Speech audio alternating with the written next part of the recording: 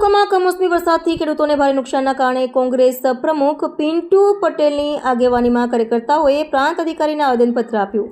સતત વરસાદને કારણે કરજણ તાલુકા અને શહેરના ખેડૂતો વ્યાપક નુકસાનનો ભોગ બન્યા છે। આ કમોસમી વરસાદથી પાકને ભારે નુકસાન થયું છે, જેના કારણે ખેડૂતોના આર્થિક નુકસાનને લઈને તણાવ વધ્યો છે।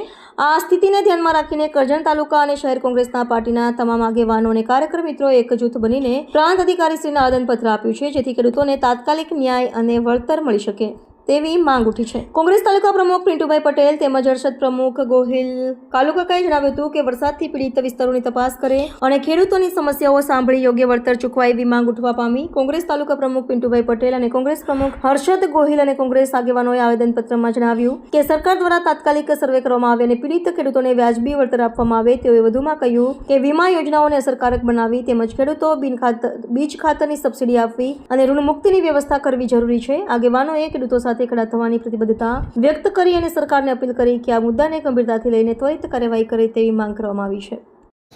સમિતિ દ્વારા તેમજ નગરની શહેર સમિતિ દ્વારા આજ રોજ જે ખેડૂતોને પાક નુકસાનીનો જે ફાયદો મળવો જોઈએ એના માટે સરકાર દ્વારા જે સર્વે કરવામાં આવે છે એને લઈને આજે પ્રાંત અધિકારી જ્યારે મેન અધિકારી કહેવાય છે ત્યારે એમને આવેદનપત્ર આપ્યું છે કોંગ્રેસ પક્ષ દ્વારા અને એમને જાગૃત કર્યા છે અને કીધું છે કે કરજણ તાલુકાની અંદર કપાસ હોય, શાકભાજી હોય કે દિવેલા હોય એ જે કાપોની અંદર અન્ય પાકો જે છે એ પાકોની અંદર જે બગાડ થયો છે એનું સર્વે થવું જોઈએ। જે મગફળી છે, ડાંગર છે કે સોયાબીન છે એ સૌરાષ્ટ્રને એની અંદર તો થયું છે, પણ કાનમ પ્રદેશની અંદર જે નુકસાની થઈ છે એ આ છે। અને સૂત્રોને જાણવા મુજબ અને અમુક મિત્રો દ્વારા જાણવા મળ્યું છે કે ખાલી લોલીપોપ સરકાર દ્વારા આપવામાં આવે છે, નહીં કે આ સર્વે કરી અને રાહત આપવાની હોય।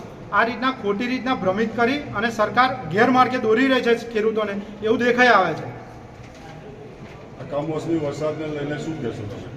કમોસમી જે વરસાદ છે અત્યારે એને લઈને સરકારે ગ્રાઉન્ડ લેવલ પર જે કામ કરવું જોઈએ અને જે ગ્રાઉન્ડ લેવલ પર જે પ્રશ્ન છે ખેડૂતોના, એપ્લિકેશન ચાલતી નહીં, સર્વે કરવામાં ઠીક તરીકે આવતું નહીં, એ બધી જે પરિસ્થિતિ છે એનું વહેલામાં વહેલી તકે નિર્ણય લેવામાં આવે અને ખેડૂતોને રાહત આપવામાં આવે। શું માંગ છે તમારી આવેદનમાં?